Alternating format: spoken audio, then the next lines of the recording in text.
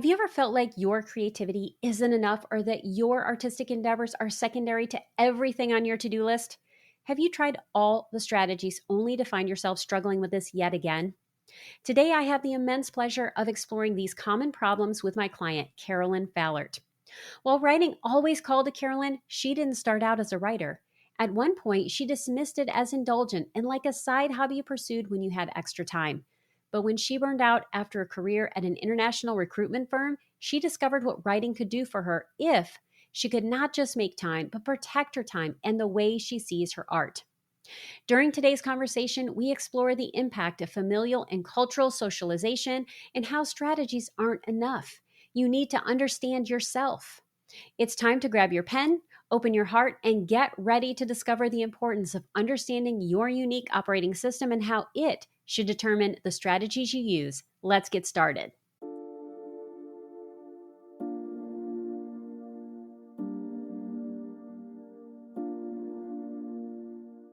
Welcome to Writing Your Resilience, a podcast for writers who want to create stories that change lives, especially their own. I'm your host, Lisa Cooper Ellison. As a writer and trauma-informed writing coach, I'm here to guide you on a transformative journey through the art of writing, self-discovery, and resilience.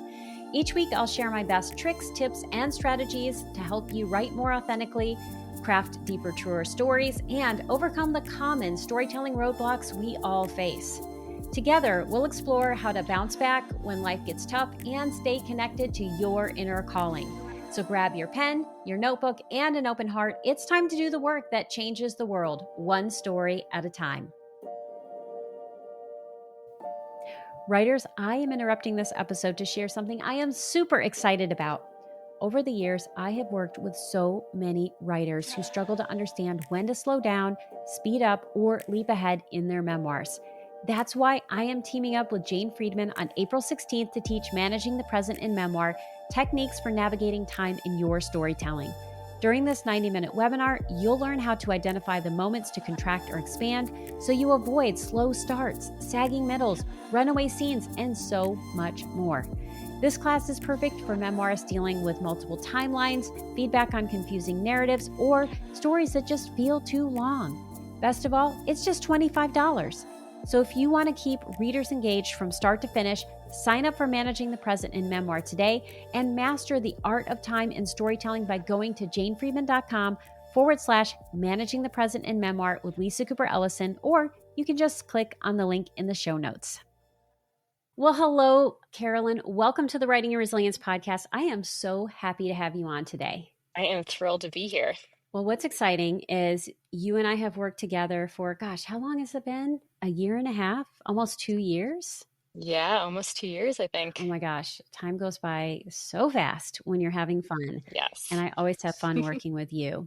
So I'm really excited to introduce people to you and to talk through your question about the writing process. So I'm going to begin with you. What would you like us to know about you and your writing? Yeah. Well, for all of the listeners, I want people to know that I did not start my career in writing. I actually have a background in applied mathematics and in business management. I worked as a management consultant for several years, helped manage an international recruiting firm, and actually burned out in my old job and had always loved writing for fun and very falsely kind of dismissed it as like indulgent and kind of like a side hobby. And it was during COVID, I had left a job and was kind of in limbo between things and decided that I was going to give writing a go in a more serious and dedicated way. And it's been now 4.5, almost 5 years of really dedicated practice in creative writing.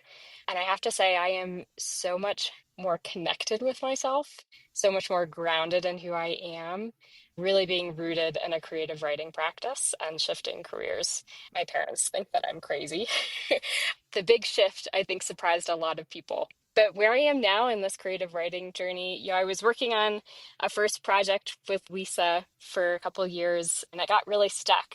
And one of the best pieces of advice that Lisa gave me was that when I was feeling stuck on that first project, to pick up something new. Yeah.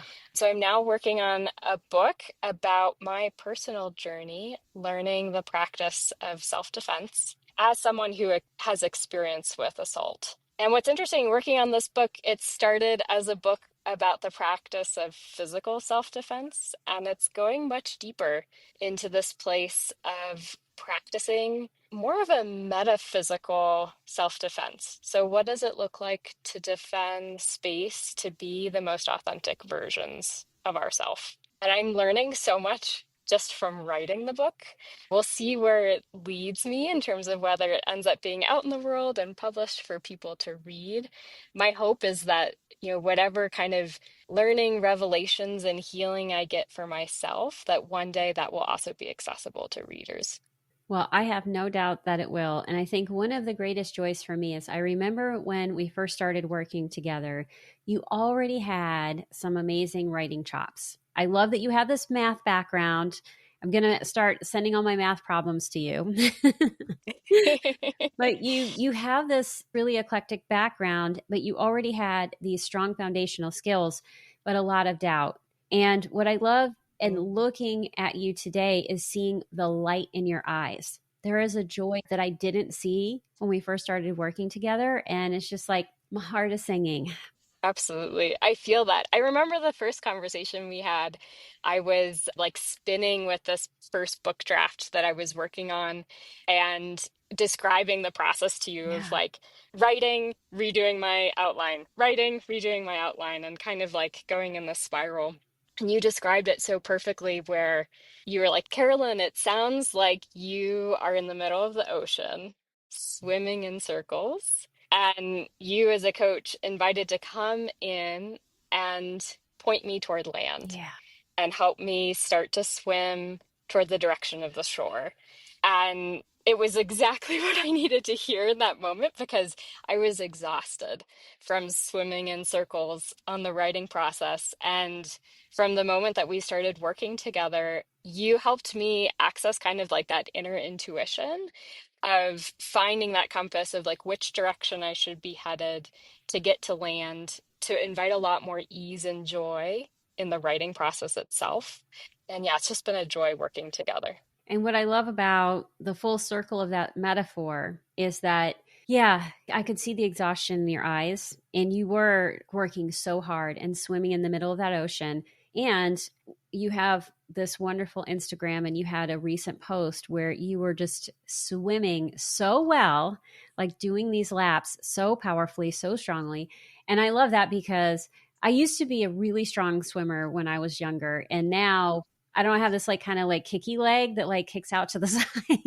I am not as strong of a swimmer, but I loved seeing that because I feel like it's this incredible metaphor of like, yeah, you were in the ocean. I pointed you towards the shore. You got on the shore, you rested, you got the skills you needed, you figured it out. And now you are swimming so well on your own. And that's beautiful. Yes, I love that.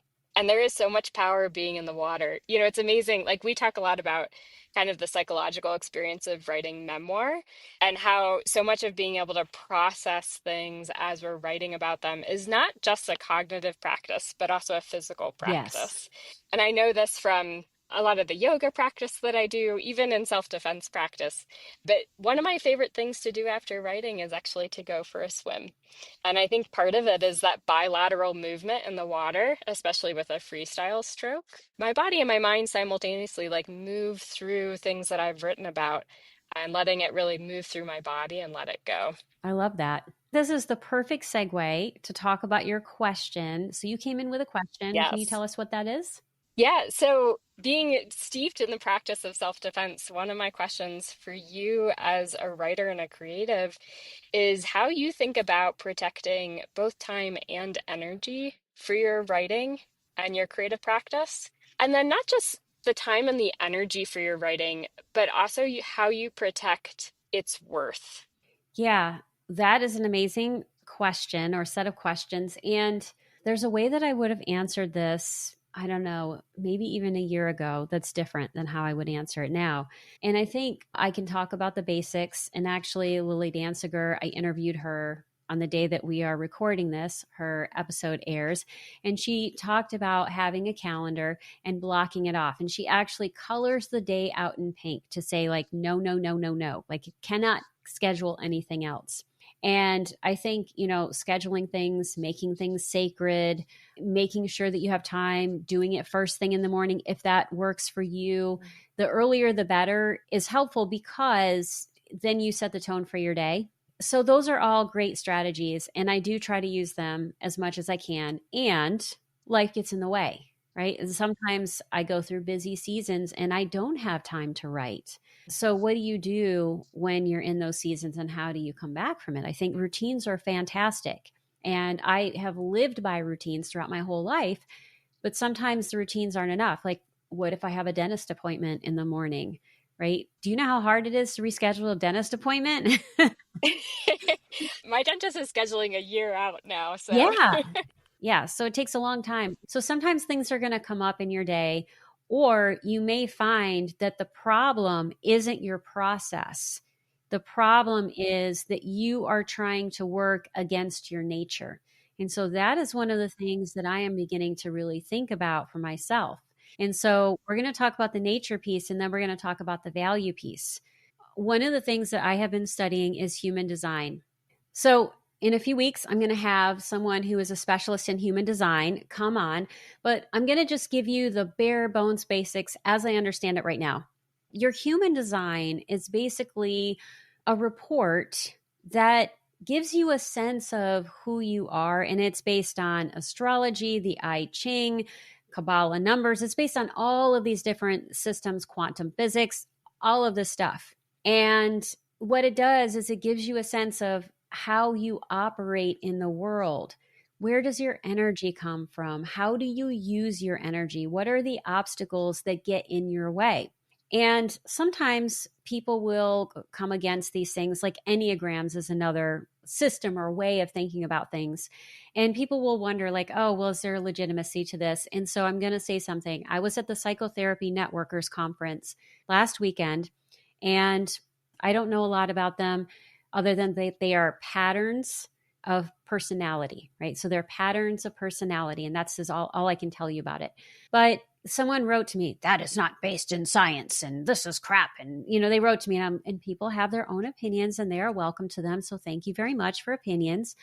But I wondered, like, okay, is this legitimate? So I was actually in a session with Dan Siegel, who is one of the foremost researchers on attachment theory. He has done so much scientific research, right, based solely on the scientific method.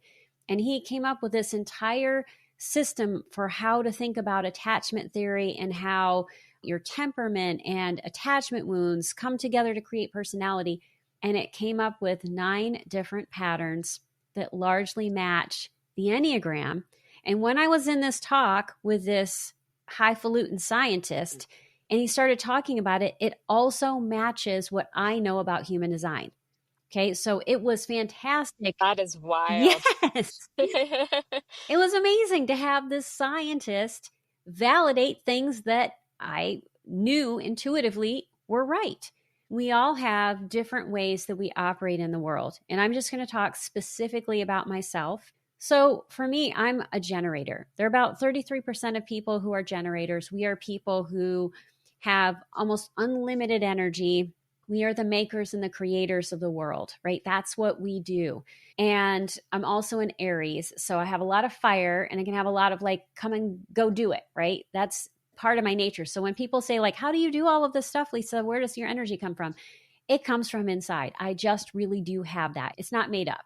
The thing is that generators, the way we're supposed to think about our opportunities in the world is to wait for things to come to you and then really connect with your yes and your no internally. We're not necessarily supposed to go out and find the new opportunity. We let the opportunities come to us and we pay attention to where they are in the world. And then we think about that yes and no. And this is related to how we think about our writing. I have tons of energy, but there are certain parts of my makeup that don't work quite as well. I have so much will that I could share it with other people and I would have will left over. But my motivation can be a little shaky. And it's not that I'm not a motivated person. You work with me, you know that I'm a motivated person. But directing my motivation and direction can sometimes be a challenge. And that's because I need other people. I need to feed off of their energy. So when I think about my writing time, yes, I write alone, but sometimes it's easy for me to give that away because my motivation requires me to be in connection with other people. So what I found is like this Aikido style of self-defense, right? Which Aikido is like working with the energy, pulling the energy in and using that against the person, is to say, okay, I know this is how I am. How can I be in writing groups where we are doing generative work, which is one of the things you're doing, but how can I do that where I'm not the leader? Right? Because I don't always have to be the leader. I have other people that I do this with. And so I am drafting off of their energy and it feeds everyone, right? So it's this wonderful way of using my sensitivities and knowing about my motivation to figure out what works best for me. And it may be vastly different for you. So I think Yeah. really understanding that makeup is helpful. And I'm going to be quiet here for a second to see what you have to say. Yeah, I mean, there's such an abundance of wisdom in that, and it's really, really powerful. So, I've completed a yoga teacher training, and two of the requirements in this training were to do an astrology reading and also a numerology reading. And before having done either of them, I would have been like, oh, this woo-woo stuff, like I don't believe in it at all. Where's the scientific evidence? Or like I need my mathematical Right. proof. And I honestly would not have done it if it wasn't required as part of getting the certification. In both the conversation with the astrologist and the numerologist, I was blown away by their ability to pinpoint really accurate dimensions of my personality. For an astrology, numerology, if it's human design, whatever framework you want to use, I think whether or not people believe in them from a scientific perspective, there's a lot of power in having someone kind of put a mirror up to you Yes, and to be able to look at that reflection and say, does that resonate? Does it not? exactly. And are there elements here that seem surprising to me that I never thought of before? And I think both the astrology reading and the numerology did that for me. And part of the dimension of it was really validating in that in both of the readings, they kind of mirrored back to me that a lot of the way that I work is I'm incredibly humanitarian, like care deeply about people and about society and about community and wanting to be generous and giving and supportive. And for me to show up to any of that work, I am a deeply introverted person. And so I have to refill my well of energy with a lot of solitude Yes. and a lot of self reflection.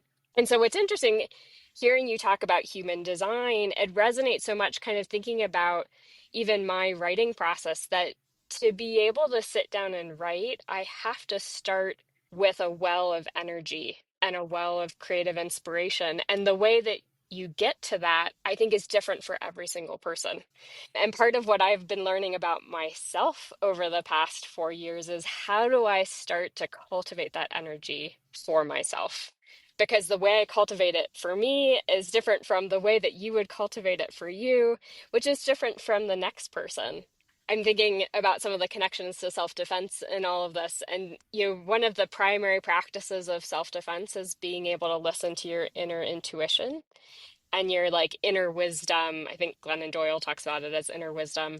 When I can tap into that inner wisdom and knowledge, that's the source that kind of tells me what I need to be able to refill my energy to then return to the page or to have things to give to the page. So everything that you're talking about resonates really deeply.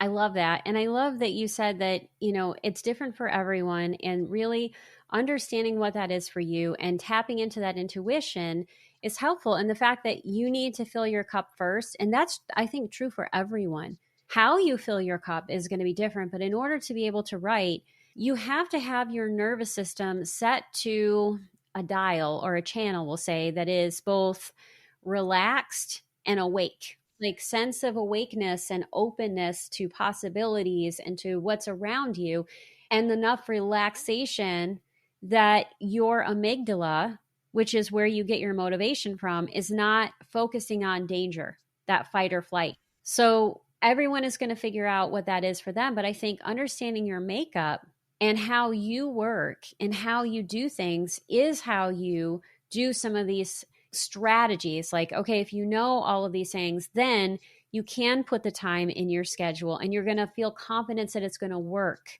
because you understand what you Yeah. need. And, then you can use the Pomodoro method, which is write for a certain amount of time, take a break. You can do all of the different things that help people with productivity because you understand who you are and you've tapped into that. So having spaces where you are quiet, whether that's quiet with others, quiet with self, is really important. And I think that's about the process, right? How do we protect our time by understanding what we need, not just implementing strategies? And then there's that more psychological piece of how do we value this enough to supersede some of our conditioning. I was in a class and I'm going to ask you this question. The question was, if you got $1 million, what would you do with it? And I want you to just think about, like, I'm handing you a check for $1 million. Tell me the first ideas that come to your mind. I mean, the instinct is to want to share it right Yeah. off the bat, to give it away. Like, I could list off dozens of organizations that are doing incredible and really valuable work in the world right now, resisting some of the chaos that's happening in our country. And so my instinct is to want to give it to those organizations and empower them to use it in the way that they want and need to. And that was my first inclination, was like, oh, I'll start a foundation. Oh, I'll do this. I'll give it to this group, that group. Immediately, there was no thought of like, oh, I'll go on a vacation or I will, do these other things. And I think we have our nature and then we have conditioning. And as women, we have the conditioning that we are supposed to nurture others. And we also have hormones that kind of also support that. And so some of that nurturing is like divorce yourself from your own experience, take care of others over self, and then we can have our histories. Right. And then that's about the internal messages that we have. So it's a multi-layered thing that can happen. So I think one of the things you need to do is understand what are the stories that you are telling yourself? What are the stories that the world is telling you that Mm, influence what you value and what you see as your value? Because I work with so many women in particular who feel like writing is trivial or it's the thing I have to push off to the side because I need to be making money and I need to be doing X, Y, and Z for my family or for my spouse or whomever, right? I need to be seen as productive. And this work that makes me feel alive, makes me feel whole, is not necessarily quote unquote productive. And I'm going to call bullshit on that right now. That's not true. If you feel alive, you're going to be more productive and you're actually going to be a better human being to everyone. yeah, so listening to you talk about that, it's making me think about a book that I picked up just a couple weeks ago. It was recently published. The title is We Need Your Art by Amie McNee. I believe I'm saying her name correctly. She has an incredible presence on Instagram. A lot of her videos and posts on Instagram are just like exactly what I need to hear as an artist. But what's amazing is the first two or three chapters of this book are all about how our society values art and creativity relative to work that makes money. And that is in the structure of capitalism. She talks a lot about like how the value in countries is measured by GDP. The value of art is not in those numerical measures in the same way. And she talks about the value of art on so many different dimensions. She actually references a lot of scientific research that talks about how both creating art and consuming art can rewire the way our brains work, and even like on a cellular level help with whether it's recovering from PTSD or more like chronic illness situations. She talks about the value of art in terms of like building really cohesive communities and bringing people together. Yeah, there's a lot there. But hearing you talk was like recalling this book for me. And as I've been reading it, it's made me realize how many internalized messages I have about art either being valuable or not, or important or not. In some situations, I can pinpoint like a specific person in my life who has said something about the artistic work that I'm doing and how that, small thing that they said just once kind of like implants in my brain Yes. and then plays on repeat a little bit. And how so much of the process of like reclaiming the value of whether it's whatever type of artwork, and in this context specifically, the value of our writing, to be able to do that, I have to comb through, identify those messages that I've internalized, and really intentionally let them go. Yes, that's the aikido of protecting your art, right? Is you have to understand what they are, sit with them for a minute, and then, yeah, work with them to let them go, because the reality is they're false, but we can take on other people's things. And what I would say is that if you are a writer, and that's for all of you listeners, it's likely that you are a sensitive person. Sensitivity is an amazing gift, it is an enormous gift. And I don't want to use the word liability. Okay. I don't want to use that. It is a precious gift that must be protected, because the world's energy and messages can get glom onto you and make you forget your own truth. And so I think, yeah, the more you can clear yourself of that, the more you're going to be able to protect it, because you're going to be really clear. And I think if you aren't clear yet, you're like, well, how do I know what this means? Why I should be doing this? Figure out your why, right? What is your why? And I'll say that my why do I write? I write because when I write, I feel alive.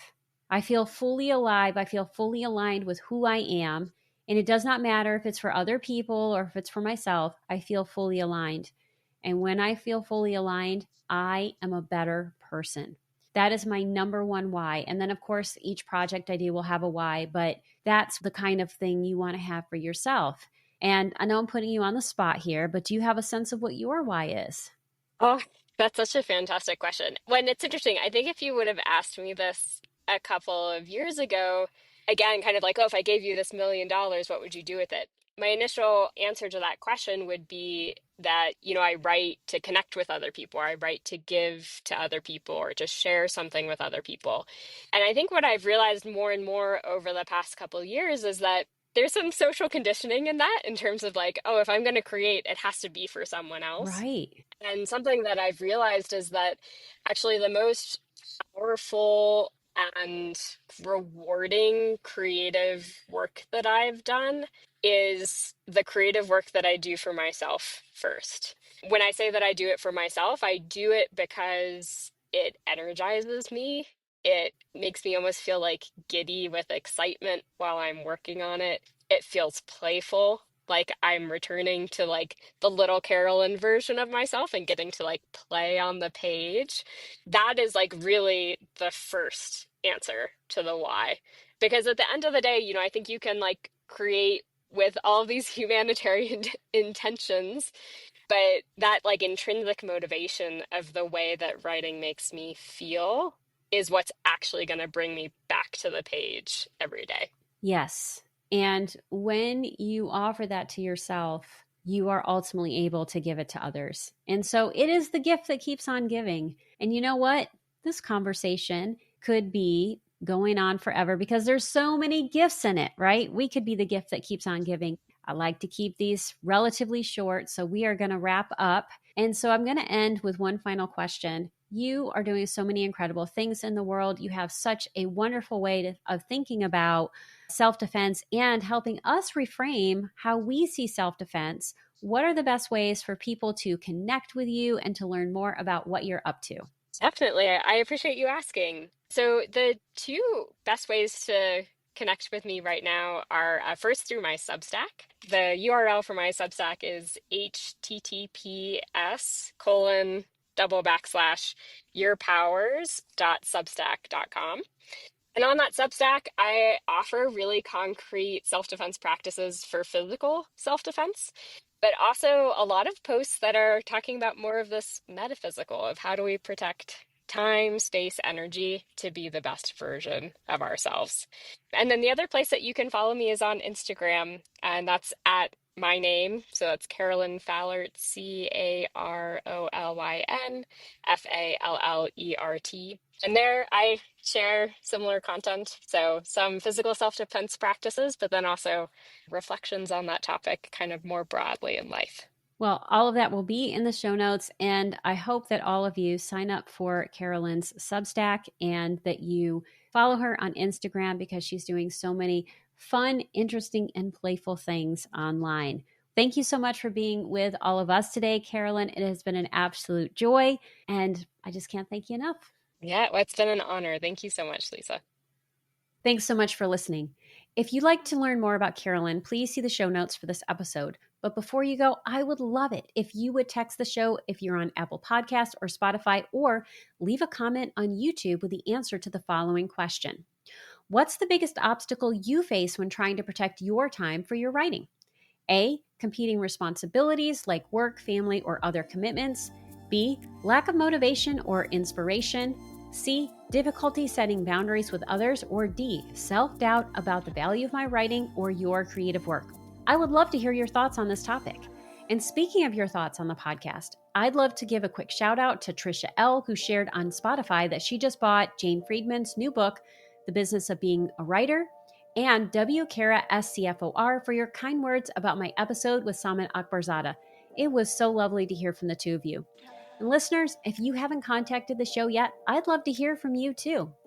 Until next time, remember that your story matters, and as you work on it, you change lives, especially your own. That's it for today's episode. Thank you so much for tuning in. I truly couldn't do this podcast without your support. If you love this episode, here are 3 simple ways you can keep this show thriving. 1, subscribe or follow Writing Your Resilience on Apple Podcasts, Spotify, or YouTube so you never miss an episode. 2, leave a 5-star review to help others discover the podcast. 3, join my engaged writing community by signing up for the Writing Your Resilience newsletter. As a thank you, you'll receive a free copy of Write More, Fret Less, a toolkit for gaslight-proofing your writing practice. Have feedback for the show, a topic you'd love me to cover, or questions you'd like me to answer? Drop a comment on YouTube, text the show, or email me at writingyourresiliencepodcast@gmail.com. Until next time, keep writing, keep growing, and keep showing up for yourself. Your story matters, and I am so proud to be writing alongside you.